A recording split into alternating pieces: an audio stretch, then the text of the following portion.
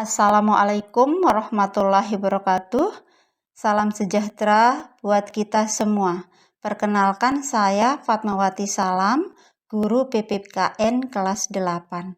Bu Guru harap kalian sehat semua dan tetap semangat walaupun di masa pandemi ini tidak bisa belajar secara tatap muka, tetapi kalian masih bisa belajar secara daring. Bu Guru ucapkan selamat kepada kalian semua yang telah berhasil menjadi siswa kelas 8. Keberhasilan naik kelas patutlah kiranya disyukuri dengan belajar yang lebih baik dan makin taat menjalankan perintah Tuhan Yang Maha Esa. Menjalankan perintah Tuhan Yang Maha Esa merupakan salah satu bentuk menghargai dan mengamalkan Pancasila, yaitu sila yang pertama.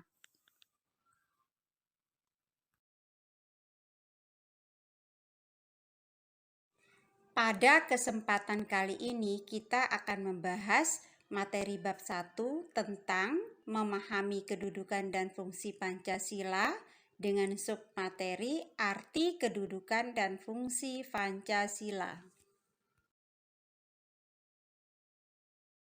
Masih ingatkah kalian dengan pengertian Pancasila? Baik, Bu Guru akan jelaskan tentang arti kedudukan dan fungsi Pancasila. Istilah Pancasila sudah dikenal sejak zaman Kerajaan Majapahit pada abad ke-14 dalam buku Negara Kertagama yang dikarang oleh Empu Prapanca dan buku Sutasoma yang dikarang oleh Empu Tantular.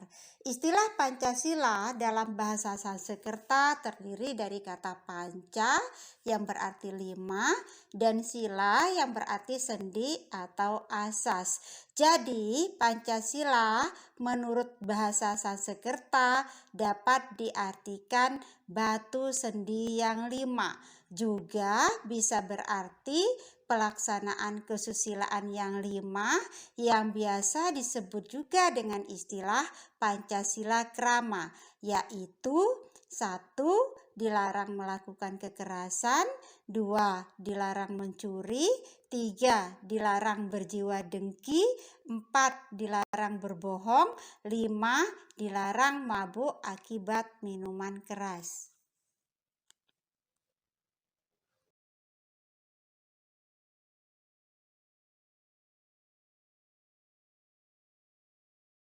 Istilah Pancasila dalam kehidupan kenegaraan dikenalkan pertama kali oleh Insinyur Soekarno dalam sidang Badan Penyelidik Usaha-usaha Persiapan Kemerdekaan Indonesia pada tanggal 1 Juni 1945. Menurut Insinyur Soekarno, Pancasila adalah isi jiwa bangsa Indonesia yang turun-temurun sekian abad lamanya terpendam bisu oleh kebudayaan Barat. Dengan demikian, Pancasila tidak saja sebagai falsafah negara, tetapi lebih luas lagi, yaitu sebagai falsafah bangsa Indonesia.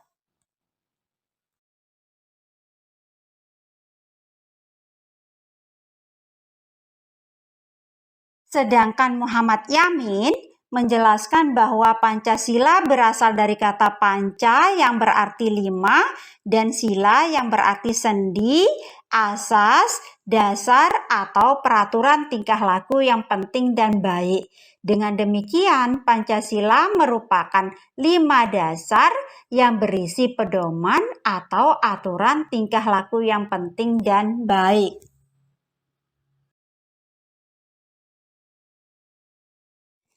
Sekarang Bu Guru lanjutkan menjelaskan tentang kedudukan Pancasila.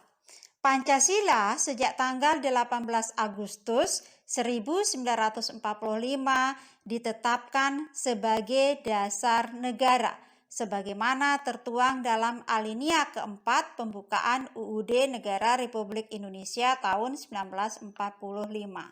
Secara umum, fungsi dan peranan Pancasila menurut TAP MPR nomor 3, garis miring MPR, garis miring tahun 2000 tentang sumber hukum nasional dan tata urutan perundangan dinyatakan bahwa Pancasila berfungsi sebagai dasar negara. Hal ini mengandung maksud bahwa Pancasila digunakan sebagai dasar untuk mengatur penyelenggaraan ketatanegaraan negara yang meliputi bidang ideologi, politik, ekonomi, sosial budaya, dan pertahanan keamanan.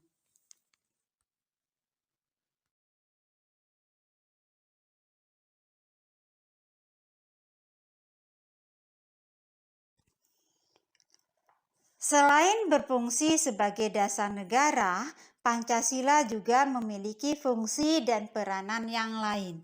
Di antaranya adalah 1. Pancasila sebagai jiwa bangsa Indonesia.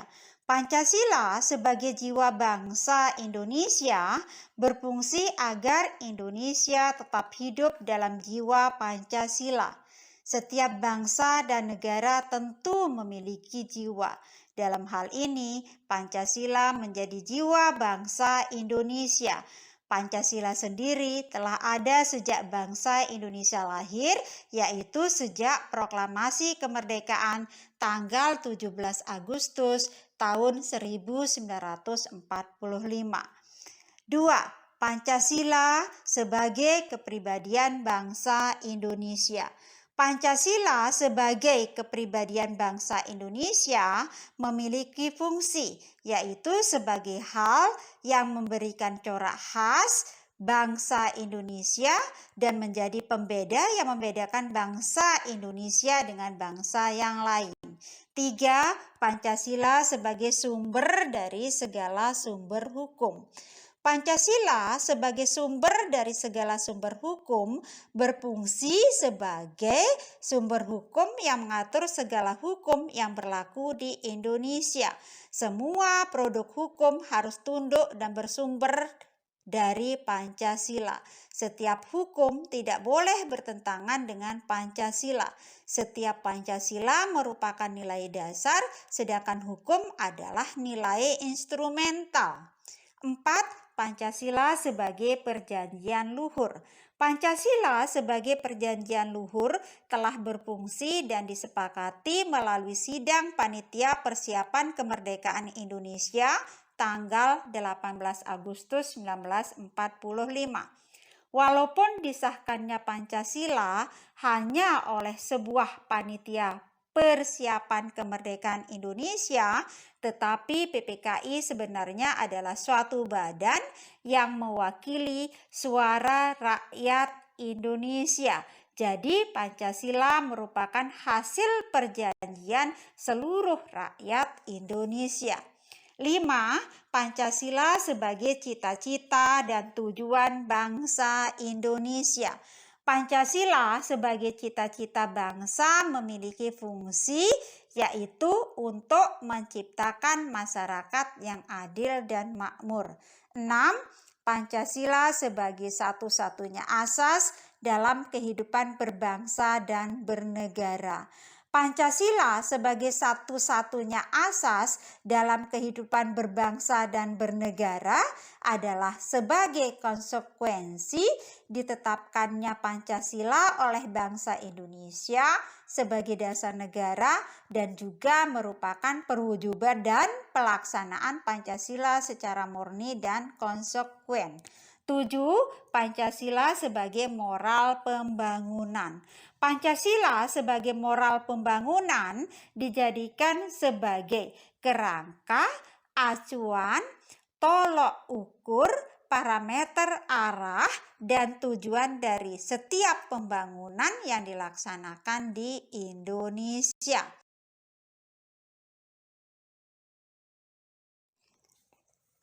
Demikian materi yang Bu Guru sampaikan pada kesempatan ini. Semoga bisa bermanfaat dan semoga kita bisa berjumpa kembali dalam keadaan sehat semua pada materi pertemuan berikutnya. Wabillahi taufiq wal hidayah. Assalamualaikum warahmatullahi wabarakatuh.